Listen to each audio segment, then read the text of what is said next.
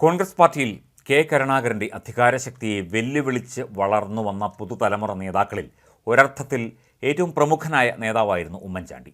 Oommen Chandy AK. ആന്റണിയുടെ അനുയായിയായിരുന്നു. കരുണാകരൻ നേതൃത്വം നൽകിയ കോൺഗ്രസിലെ ഐ ഗ്രൂപ്പിനെതിരെ രൂപപ്പെട്ട ആന്റണി ഗ്രൂപ്പ് എന്ന എ ഗ്രൂപ്പിലെ യഥാർത്ഥ ചാണക്യൻ ഉമ്മൻചാണ്ടി തന്നെയായിരുന്നു.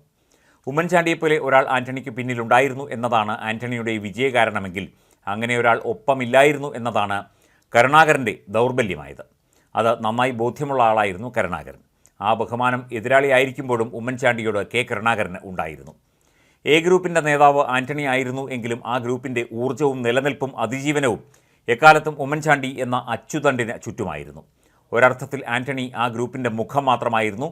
അതത് കാലത്ത് ആവശ്യമായ കഥയും തിരക്കഥയും സംഭാഷണവും എഴുതി ചിത്രം സംവിധാനം ചെയ്തുകൊണ്ടിരുന്നത് ഉമ്മൻചാണ്ടിയായിരുന്നു.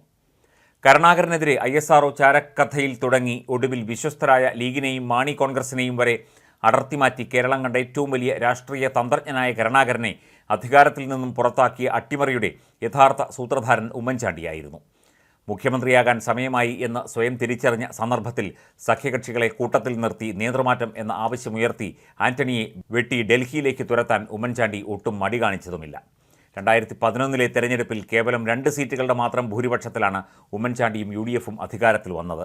തുടക്കത്തിൽ ലീഗിൻ്റെ 5ാം മന്ത്രി ആവശ്യത്തിന് കീഴടങ്ങേണ്ടി വന്നുവെങ്കിലും പിന്നീട് ഒരു സഖ്യകക്ഷി സമ്മർദ്ദത്തിനും ഉമ്മൻചാണ്ടി കീഴടങ്ങിയില്ല. ബാർക്കോഴയിൽ KM മാണി രാജിവെച്ചപ്പോൾ PJ ജോസഫിനെ മന്ത്രിസഭയിൽ നിലനിർത്തി മാണിക്ക് ചെക്ക് പറഞ്ഞത് ഉമ്മൻചാണ്ടിയുടെ വിദഗ്ധമായ കരുനീക്കമായിരുന്നു.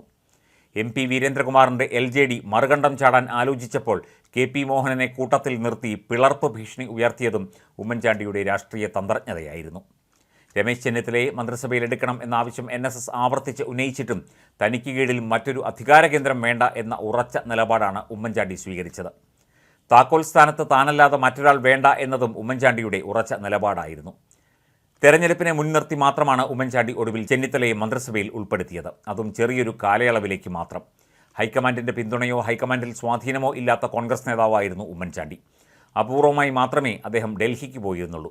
ഭൂരിഭാഗം സന്ദർഭങ്ങളിലും ഉമ്മൻചാണ്ടി തൻ്റെ സന്ദർശനം ഒറ്റ ദിവസത്തിലേക്ക് ചുരുക്കി. സോണിയാഗാന്ധിക്കോ രാഹുൽ ഗാന്ധിക്കോ പ്രിയപ്പെട്ട നേതാവായിരുന്നില്ല ഉമ്മൻചാണ്ടി. കേരളത്തിലെ പ്രവർത്തകർക്കിടയിലുള്ള സ്വാധീനം ഒന്നു മാത്രമായിരുന്നു ഉമ്മൻചാണ്ടി എന്ന നേതാവിൻ്റെ കരുത്ത്. ദേശീയതലത്തിൽ കോൺഗ്രസിലെ ഉന്നത പദവികളൊന്നും ഉമ്മൻചാണ്ടിയെ തേടി വന്നിട്ടില്ല. ഉമ്മൻചാണ്ടി ആഗ്രഹിച്ചിട്ടുമില്ല.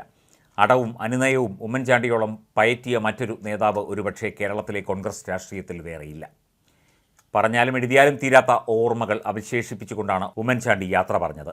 ആ ഓർമ്മകൾ കോൺഗ്രസ് രാഷ്ട്രീയത്തിൻ്റെയും കേരള രാഷ്ട്രീയ ചരിത്രത്തിൻ്റെയും നേർസാക്ഷ്യങ്ങളായി ഉമ്മൻചാണ്ടി ഇല്ലാത്ത കാലത്തും മിഴിവോടെ തന്നെ തെളിഞ്ഞു കിടക്കും.